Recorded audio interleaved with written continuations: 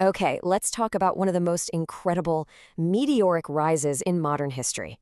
We are talking about Elon Musk, of course, the guy behind Tesla and SpaceX, and his absolutely jaw-dropping leap to become the richest person on the planet. So in early 2021, Elon Musk's net worth just exploded. It hit a staggering $185 billion. It's one of those numbers that's so big your brain kind of shorts out trying to imagine it. So let's try to put it into perspective. Think about this for a second. With that kind of money, you could buy the tallest building in the world, the Burj Khalifa, and then buy it 116 more times. Or hey, if supercars are more your thing, you could snap up 9,500 Bugattis. That is the insane scale of wealth we're dealing with. But here's the real kicker, the thing that makes this story so wild. Just a year before, in 2020, Musk wasn't even in the top 30. He was sitting at number 35. And then, practically overnight, he jumps all the way to number 1. How? How did this happen so incredibly fast? Well, let's get into it. To really understand this explosive growth, we have to rewind the clock way back because the seeds for this rocket ride to the top were actually planted decades ago, starting when he was just a kid obsessed with computers. His hustles started early. I mean, at just 12 years old, he coded and sold his first video game for $500. Fast forward, he gets degrees in physics and economics, then co-founds a website called Zip2. When that company sold, his cut was a cool $22 million. He immediately rolled that into his next venture, an online bank called X.com, which you've probably guessed eventually became PayPal. And when eBay bought PayPal in 2002, Musk walked away with $165 million. Now, for most people, $165 million is I'm done money.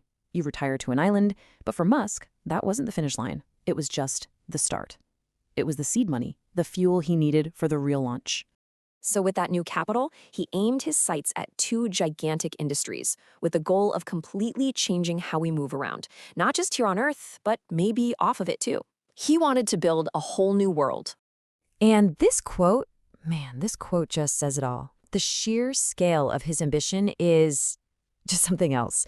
It was never just about building cool rockets. It was about the survival of the human race by making us a multi-planetary species. So he started SpaceX back in 2002 with a pretty simple but insanely hard mission: make space travel way, way cheaper. And the key to that? The secret sauce? Reusable rockets. That was the absolute game changer. And the big long-term dream? Sending regular people, tourists, to the moon and, yep, to Mars. So at the exact same time he's trying to get humanity to Mars with SpaceX, he invested in another company with a mission that was just as radical, but for right here on Earth. And that company was Tesla. Tesla's big goal was to kickstart the world's move to sustainable energy, starting with electric cars that weren't just good for the planet, but were actually awesome to drive. And the benefits for you, the driver, were huge. We're talking about 60% savings on fuel, mind-blowing autopilot features, and a range that finally made sense. And to put that 520-kilometer range into perspective, that's like being able to drive all the way from Mumbai to Ahmedabad on just one charge. This is what made it a real alternative to a gas car, not just some quirky science fair project. It was practical. Okay, so we've got SpaceX and Tesla, 2 world-changing companies. But the one single thing that lit the fuse on his massive jump in wealth was actually another project, one that spun out of SpaceX, called Starlink. Starlink is, well, it's just incredibly ambitious. The plan is to basically wrap the entire planet in a blanket of high-speed, affordable internet by launching thousands and thousands of tiny satellites into a low orbit around the Earth. And we're talking a lot of satellites. The full plan calls for 12,000 of them. They orbit at just 500 kilometers up, which is so low you can actually see them with your own eyes, like a string of pearls in the night sky. By late 2020, about 1,000 of them were already up there, and the system was ready for its first big public test. And this is where it all comes together. This is the moment that solves the mystery we started with. How did he jump from number 35 all the way to number 1 so fast? In November 2020, Starlink flipped the switch on its beta service in the United Kingdom. This wasn't a simulation, this wasn't a promise. This was real people getting real, high-speed internet from space. The news went viral, and investors, well, they went into a complete frenzy. Now here's the crucial link. Starlink is part of SpaceX, which is a private company. You can't just go buy shares of it.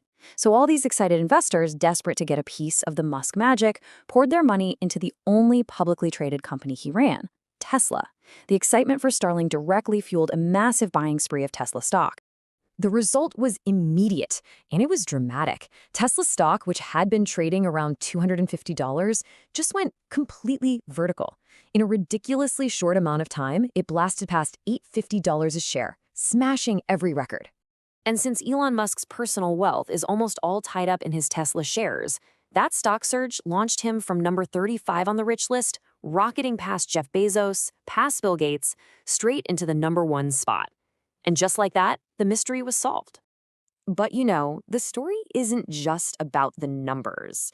What's almost as fascinating is the guy himself, because he is a truly unconventional billionaire.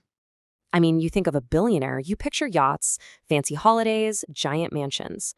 Musk has none of that. He's known for working more hours than his own employees and is famous for sleeping on a sofa at his factory, sometimes for days, just to be close to the work. And he explains it himself. He says sleeping at the factory gives him a real feel for what's going on, for the problems his workers are facing every single day. For him, it's about total, absolute immersion in the mission. So you've got this combination of a vision to literally change worlds, paired with a work ethic that is just off the charts relentless. That's what got him to the top. And it leaves us all with one final incredible question. For a man who's already on top of the world and is actively trying to get us to Mars, what could possibly come next?